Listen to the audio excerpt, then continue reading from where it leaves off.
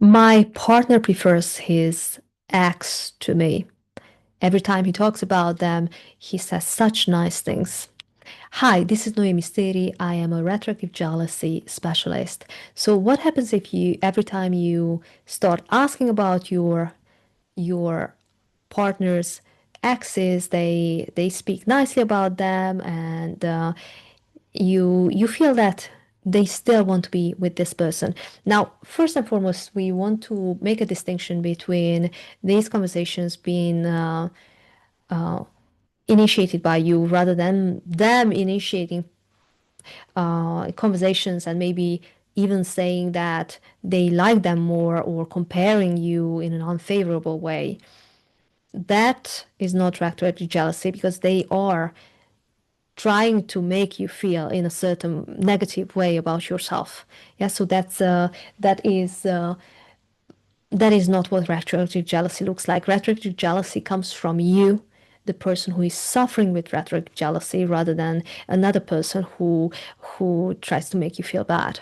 Yeah, so you feel in a certain way because you have certain thoughts, and in order for to eliminate those thoughts or to feel some sort of a sense of relief, you then ask a lot of questions, and your partner might actually answer them or feel compelled to answer them.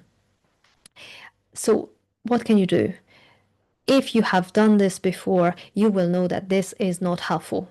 So if you want a solution rather than a temporary relief, then you want to do something else and basically not ask them questions. It's not going to kill you. And this is what is important, because what happens is when we get anxious about things, it's fight and flight, basically feel that we are going to die here. And when you give evidence to your mind that you can actually stay in a state of activation, in this sympathetic activation, in this discomfort, and you're not going to die by, even though you're not engaging with the compulsive behaviors that you have before, then you're giving yourself evidence that, hey, actually, I don't need to ask questions about my past, my partner's past. I can, I can stay with this. Now, it can be really difficult, which is why usually it's done with a therapist or a coach, because then they know how to navigate the intensities. Because one of the issues is that you could easily make yourself overwhelm yourself. Now, one way of going about it, for instance, is if that comes up, engage your body and basically start start focusing on parts of your body, maybe your feet, your leg, your knees, your thighs.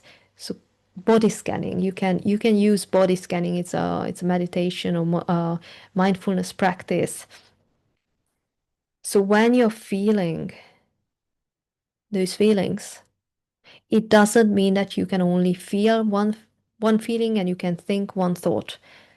So instead of engaging with those thoughts, you could somewhat artificially, but it's possible for the brain, think positive thoughts or bring in some joy.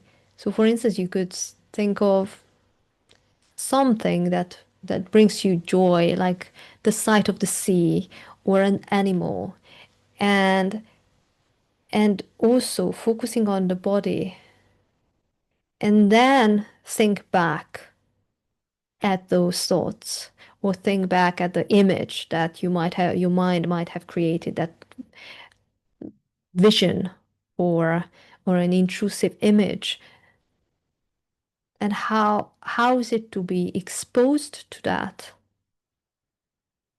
in a from a place of relaxing your body, from a place of bringing in the thoughts and the emotions of joy,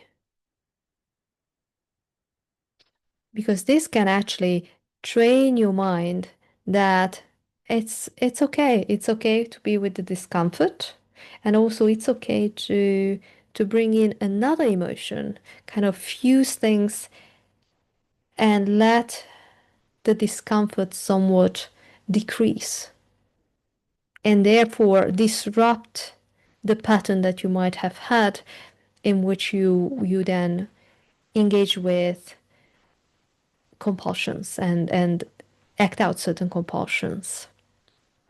So always remember that a way of getting out and disrupting things is to engage the body, is to bring a different emotion maybe in.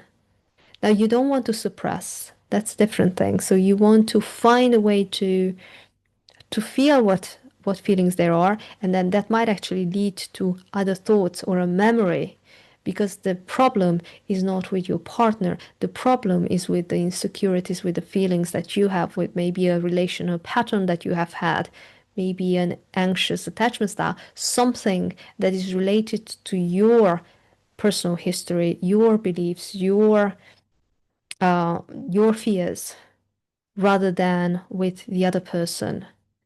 And as long as we are trying to solve the issue through the other person, we will be chasing our tail. We won't be able to get a real resolution. It's not about knowing everything. It's actually about coming back to where the solution is, to the person itself, to you.